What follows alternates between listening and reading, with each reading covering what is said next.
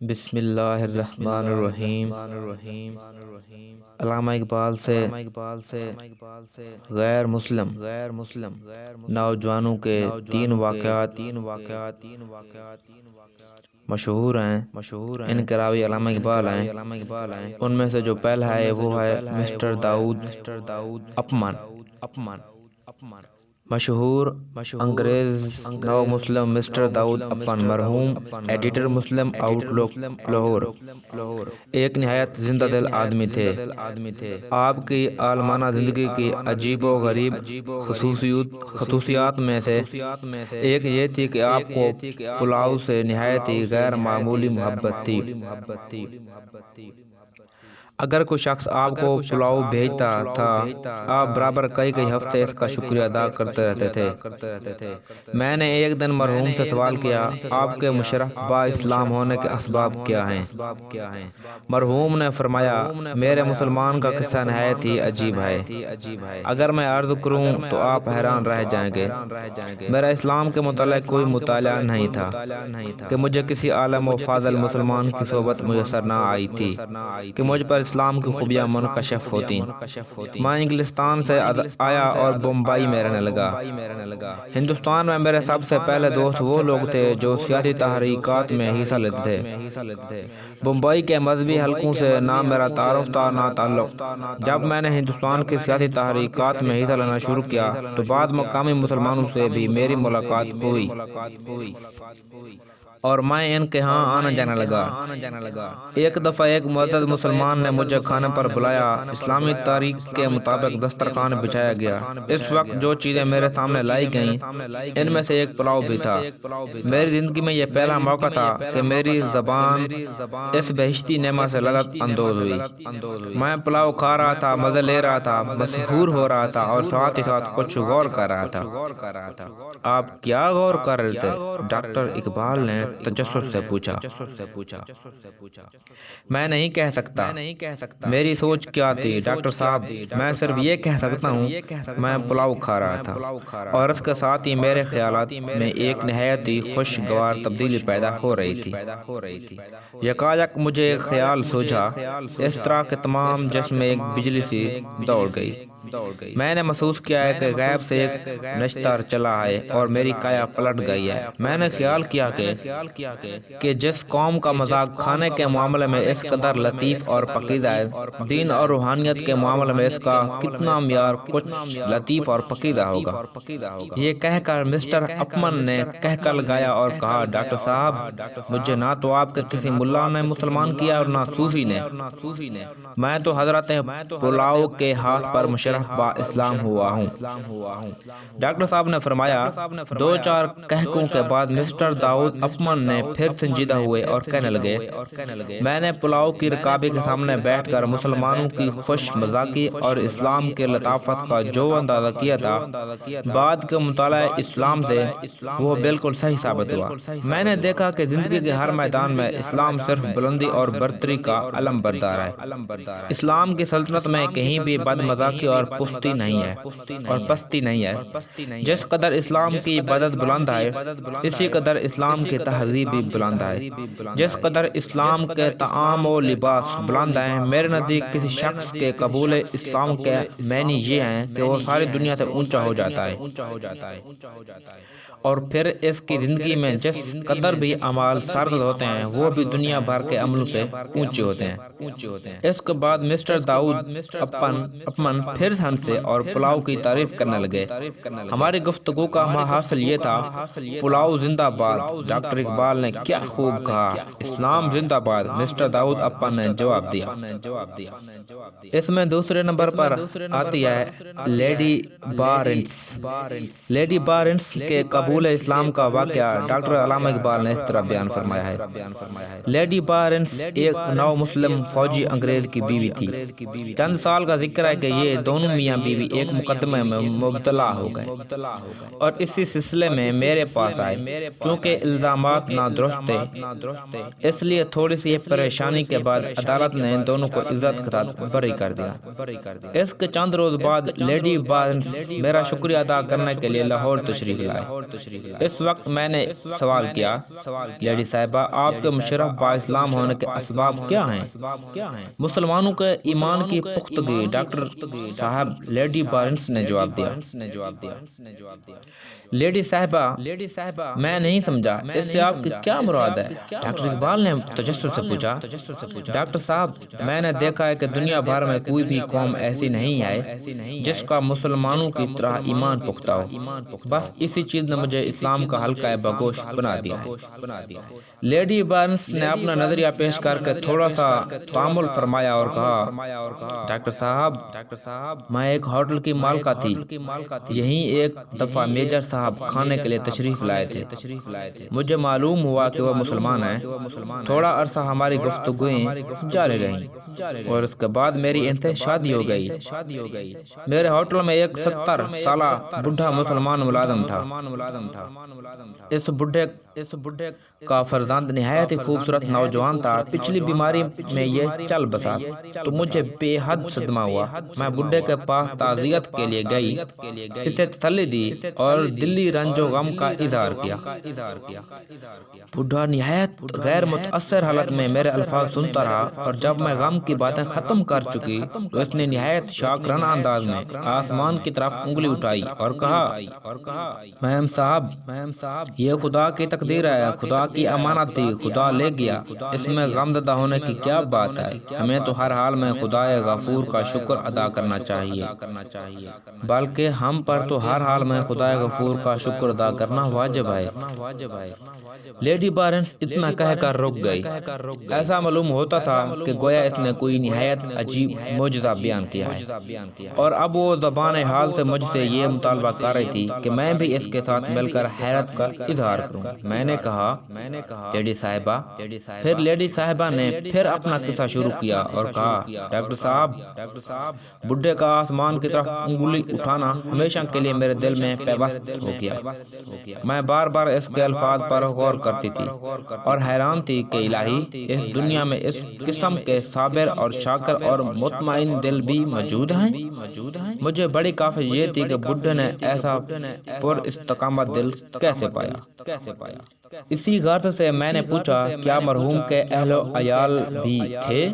وہ کہنے لگا، ایک چھوٹا بچہ ہے اور ایک بیوی ہے۔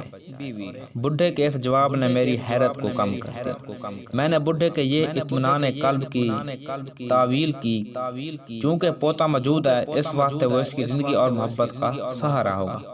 لیکن ڈاکٹر صاحب، میں نے اس تعویل سے اگرچہ اپنے دماغ کو پرچا لیا مگر میرے دل کو اطمینان نہ ہوا اور میں برابر اس پڑتال میں رہی کسی طرح اپنے بڈھے ملازم کے دل کی صحیح کیفیت سمجھوں۔ اس واقعے کے تھوڑے ہی دن بعد یتیم بچے کی ماں بھی چل بسی۔ اس سے میرے دل کو بہت تکلیف ہوئی۔ بڈھے کی بہو کا غم میرے قلب پر چھا گیا، مگر ٹھیک اسی وقت میری وہ قدیم تڑپ بھی جاگ اٹھی اور میں نے خیال کیا کہ بڈھے کے امتحان کا اصل وقت یہی ہے۔ میرے دل پر اس کی طویل خدمت گزاریوں کا اثر تھا۔ اس کے نوجوان فرزند کے انتقال کے بعد اب اس کی بہو کی موت اور اس کے پوتے کی یتیمی نے اس اثر کو اور بھی زیادہ چمکا دیا تھا۔ لیکن اس فطری اور رسمی ہمدردی اور دل نوازی کے علاوہ اصل چیز جو میری دلچسپیوں کا حقیقی مرکز تھی وہ یہ تھی کہ میں بڈھے کی کیفیت قلب کا صحیح اندازہ کروں۔ میں دوسرے دن بڈھے کے گاؤں کو جو بالکل قریب تھا روانہ ہوئی۔ اس وقت جذبات و تخیلات کی ایک بے تاب کائنات میرے ہم رکاب تھی۔ میں ہر ایک قدم پر یہ خیال کرتی تھی کہ اس تازہ مصیبت نے بڈھے کے دل کی حالت کو بدل دیا ہوگا۔ وہ کبھی اپنی ضعیفی اور حال زار پر غور کرتا ہوگا، پھر اپنے یتیم پوتے کی کم سنی کو دیکھتا ہوگا اور غم میں ڈوب جاتا ہوگا۔ دوسرے قدم پر یہ سوچنے لگی تھی جب اس کا معصوم کمسن اور لاوارث پوتا ماں باپ کے فراق میں بلبلاتا ہوگا تو وہ کس طریقے سے اس کے اور اپنے دل کا اطمینان کرے گا؟ وہ اس کے والدین کی قبروں کو کہاں چھپائے گا؟ وہ اس کے آنسوؤں کی جواب دہی سے کیوں کر عہد برا ہوگا؟ وہ اپنی ذاتی اور اپنے پوتے کے تاریک مستقبل پر کیا پردہ ڈالے گا؟ ان تمام سوالات نے میرے دل اور دماغ کے لیے جو فیصلہ مہیا کیا یہ تھا کہ بڈھے کا وہ پہلا صبر و استقامت ختم ہو چکا ہوگا۔ میں اسی فیصلے کو ساتھ لے کر بڈھے کے گھر میں داخل ہوئی اور اس کی تازہ مصیبت پر افسوس کا اظہار کیا اور اسے اپنی ہمدردی کا یقین دلایا۔ بڈھا نہایت ہی امن و سکون سے میری دردمندانہ باتیں سنتا رہا، لیکن جب اس کے جواب کی نوبت آئی تو اس نے پھر انگلی آسمان کی طرف اٹھائی اور کہا، میم صاحبہ، خدا کی تقدیر میں کوئی شخص دم نہیں مار سکتا، اسی نے دیا تھا اور وہی لے گیا، ہمیں ہر حال میں اس کا شکر ادا کرنا واجب ہے۔ لیڈی بارنس بڈھے کے الفاظ نقل کرنے کے بعد پھر رکی، گویا وہ مجھ سے ان الفاظ کی داد طلب کر رہی تھی۔ انہوں نے تھوڑا سا تامل کیا، ایسا تامل جس میں ایک قسم کی محویت ملی ہوئی تھی۔ لیڈی بارنس نے اپنا سلسلہ کلام کو پھر شروع کیا اور کہا، ڈاکٹر صاحب، میں جب تک بوڑھے کے پاس بیٹھی رہی نہ اس کے سینے سے آہ نکلی نہ آنکھ سے آنسو گرا اور زبان پر افسوس کا لفظ تک نہ آیا۔ وہ اس طرح اطمینان کی باتیں کرتا رہا کہ گویا اس نے اکلوتے بیٹے اور بہو کو زمین میں دفن ہی نہیں کیا بلکہ اس نے اپنی زندگی کا کوئی بڑا فرض ادا کیا ہے۔ تھوڑے ہی عرصے بعد میں وہاں سے واپس آ گئی۔ میں بڈھے کی پختگی ایمان پر بالکل حیرت زدہ تھی۔ میں بار بار غور کرتی تھی اور تھک جاتی تھی، مگر مجھ پر معمہ حل نہیں ہوا تھا کہ اس پریشانی میں کسی انسان کو یہ استقامت حال کیسے نصیب ہو سکتی ہے۔ چند روز کے بعد اس کا معصوم پوتا بھی گزر گیا۔ اس اصلاح کے بعد میں نے اپنی اندازہ شناسی کی تمام تعویلوں کو نئے سرے سے اپنے دماغ میں جمع کیا تاکہ اس کے حال کا اندازہ کروں۔ میں بڑی بے قراری کے عالم میں اس کے پاس گاؤں پہنچی۔ مجھے یقین تھا کہ اب لاوارث بڈھا اپنی تمام دنیا کو ختم کر چکا ہوگا۔ اس کے حواس ہوش سے بیگانہ ہوں گے، اس کا دل و دماغ مقفل ہوگا اور جاس اس کی امید کے تمام رشتے منقطع کر چکی ہوگی۔ انہیں توقعات کو ساتھ لے کر بڈھے کے مکان میں داخل ہوئی اور نہایت دل سوزی سے اس کے مصائب پر ستم کا اظہار کیا۔ مجھے یہ معلوم کر کے از بس کے حیرت ہوئی کہ میرے اظہار افسوس کا بڈھے کے دل پر کچھ بھی اثر نہ تھا۔ وہ بڑی بے تکلفی سے بیٹھا تھا اور نہایت غیر متاثر حالت میں میری گفتگو سن رہا تھا۔ جب میری گفتگو ختم ہو گئی تو بڈھے نے زبان کھولی۔ اس نے پہلے کی طرح اپنی انگلی آسمان کی طرف اٹھا دی اور کہا، میم صاحبہ، یہ خدا کی حکمت کے کھیل ہیں، اس نے دیا تھا واپس لے لیا، اس میں ہمارا کیا تھا جس پر ہم اپنے دل کو برا کریں؟ بندے کو ہر حال میں اپنے خدا کا شکر ادا کرنا واجب ہے۔ ہم مسلمانوں کو یہی حکم ہے کہ اللہ کی رضا پر صبر کریں۔ اب لیڈی بارنس درد و دل کی کیفیتوں سے لبریز تھی۔ اس نے اپنا دائیں ہاتھ اٹھا دیا اور روتی ہوئی آواز میں کہا، ڈاکٹر صاحب، بڈھے کا یہ جواب میرے لیے قتل کا پیغام تھا۔ اس کی انگلی آسمان کی طرف اٹھی ہوئی تھی اور تیر بن کر میرے دل کو کرید رہی تھی۔ اب میں اس مرد ضعیف کی پختگی ایمان کے سامنے ہمیشہ کے لیے سر جھکا دیا۔ مجھے یقین حاصل ہو گیا کہ یہ اطمینان قلب مصنوعی نہیں بلکہ حقیقی ہے۔ اب میں نے کہا، اے میرے بوڑھے باپ، اب تم اکیلے اس گاؤں میں رہ کر کیا کرو گے؟ میرے ساتھ ہوٹل میں چلو اور آرام سے زندگی بسر کرو۔ بڈھے نے میری اس دعوت کو شکریہ ادا کیا اور بے تکلف میرے ساتھ ہوٹل چلا آیا۔ یہاں وہ دن بھر ہوٹل کی خدمت کرتا تھا اور رات کو خدا کی عبادت میں مصروف ہو جاتا۔ کچھ عرصے بعد اس نے کہا کہ میں آج قبرستان کو جاؤں گا۔ میرے دل میں پھر وہی امتحان لینے کی لٹک پیدا ہوئی۔ دل نے کہا کہ یہ دیکھنا چاہیے کہ وہاں اس کے صبر و تحمل پر کیا گزرتی ہے۔ بڈھا ہوٹل سے نکل کر اس خاموش اور ویران مقام کی طرف آیا جہاں اس کے تینوں عزیز مدفون تھے۔ میں ایک طرف کھڑی ہو گئی اور وہ قبرستان پہنچتے ہی پریشان حال قبروں کو درست کرنے میں مصروف ہو گیا۔ وہ مٹی کھود کر لاتا تھا اور قبروں کو درست کرتا تھا۔ اس کے بعد وہ پانی لے کر آیا اور قبروں پر چھڑکاؤ کرنے لگا۔ جب جب قبریں درست ہو گئیں تو بڈھے نے وضو کیا، ہاتھ اٹھائے اور اہل قبرستان کے حق میں دعا کی اور واپس چل دیا۔ میں نے اس تمام عرصے میں نہایت ہی احتیاط سے اس کی تمام حرکات کو دیکھا اور محسوس کیا کہ اس کے ہر کام میں اطمینان کا نور اور ایمان کی پختگی جلوہ گر ہے۔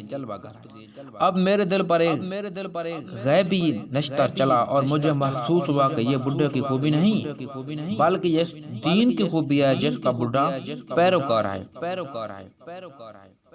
میں نے مسلمان ہونے کا فیصلہ کر لیا اور ہوٹل میں پہنچ کر بڈھے سے کہا کہ وہ کوئی بھی عورت بلا لائے جو مجھے اسلام کی تعلیم دے۔ بڈھا فی الفور اٹھا اور اپنے ملا کی لڑکی کو بلا لایا۔ اس نے مجھے خدا اور اس کے رسول پر ایمان لانے کی ترغیب دی اور لا الہ الا اللہ محمد رسول اللہ سبق سکھایا۔ ڈاکٹر صاحب، اب میں خدا تعالیٰ کے فضل و رحمت سے مسلمان ہوں اور وہی عظیم الشان قوت ایمانی جس سے بڈھے کا دل سیراب تھا اپنے سینے میں موجود پاتے ہیں۔ اب مجھے اپنے خدا پر اس قدر پختہ ایمان ہے کہ خواہ کس قدر مصیبت آئے میرے قدموں کبھی لغزش نہیں ہو سکتی۔ تیسرا واقعہ ہے کہ چند سال کا ذکر ہے کہ یہاں ایک ہندو جج کا انتقال ہو گیا۔ اس کے کچھ عرصہ بعد یکایک یہ خبر مشہور ہوئی کہ ان کی بیوہ مشرہ با اسلام ہو رہی ہے۔ یہاں کے ہندوؤں کو قدرتی طور پر اس واقعے سے تکلیف ہوئی۔ عورت کے عزیز و اقارب جمع ہوئے اور اسے سمجھانے لگے۔ سب نے مل کر زور ڈالا کہ وہ مسلمان ہونے کے خیال سے دستبردار ہو جائے، لیکن اس تمام دباؤ کے باوجود عورت کے ارادے میں ذرہ بھی تزلزل نہ آیا۔ عزیزوں کی ناکامی کے بعد دوسرا قدم جو اٹھایا گیا یہ تھا کہ ہندو دھرم کے مذہبی پنڈت اور پیشوا بلائے۔ انہوں نے کتھائیں سنائیں، تاریخی حوالے، مذہبی احکام بتائے، ہندو دھرم کی سچائی کی دلیلیں پیش کی۔ تعلیم و تربیت کا یہ سلسلہ کئی دن تک جاری رہا، مگر عورت پر ذرہ بھی اثر نہ ہوا۔ اس نے تمام مذہبی احکام سن لیے، آخر میں یہ صرف یہ کہہ دیا کہ میں ضرور مسلمان ہوں۔ اب اس کے بعد آریہ سماج کے مبلغ بلائے گئے، انہوں نے مخالفت کا دفتر کھولا، مسلمانوں کو مظالم پیش کیا، اسلامی احکام کی تردید کی، مسلمانوں سے نفرت دلائی، اورنگزیب اور محمود غزنوی کا قصہ چھیڑا۔ گائے کے نام پر اپیل کے یہ سلسلہ بھی کئی دن جاری رہا، مگر عورت اب بھی اپنے ارادے پر محکم تھی۔ تیسرا قدم جو اٹھایا گیا، عورت کو ڈرایا گیا، زد و کوب اور قتل کی دھمکی دی گئی، خوف کے ساتھ طمع کے مناظر بھی سامنے لائے گئے، مگر وہ عورت اب بھی متاثر نہ ہوئی۔ اب سوال و جواب شروع ہوئے۔ عورت سے پوچھا گیا، تم مسلمان کیوں ہونا چاہتی ہو؟ کیا تمہیں مال و دولت کی خواہش ہے؟ عورت نے کہا، تم دیکھ رہے ہو میرے گھر میں کسی بھی چیز کی کمی نہیں ہے۔ پھر پوچھا گیا، تمہیں کیا کوئی نفسانی خواہش ہے؟ تم میری عمر کو دیکھ رہے ہو، میں اب تو چند دن کے مہمان ہوں۔ عورت نے جواب دیا۔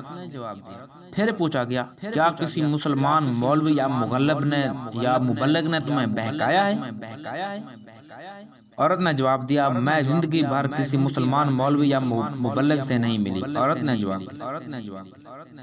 پھر کوئی اسلامی کتاب پڑھی ہوگی؟ رشتہ داروں نے سوال کیا۔ عورت نے جواب دیا، میں کوئی اسلام کتاب جانتی تک نہیں ہوں۔ پھر پوچھا گیا، تو پھر تم کیوں مسلمان ہوتی ہو؟ عورت نے کہا، میرے پتی سال ہر سال تک سب جج رہے، وہ 20 شہروں میں گئے اور میں بھی ان کے ساتھ تھی۔ جس جگہ میں گئی ہمیشہ اعلیٰ خاندان کی ہندو عورتوں کے ساتھ ہمارا تعلق رہا، مسلمان عورتیں بھی کبھی کبھار ہمارے گھر میں آتی تھیں، مگر یہ سب خدمت گزار ہوتی تھیں۔ کبھی استقبال کے بہشتی کی بیوی ہمارے پاس آ جاتی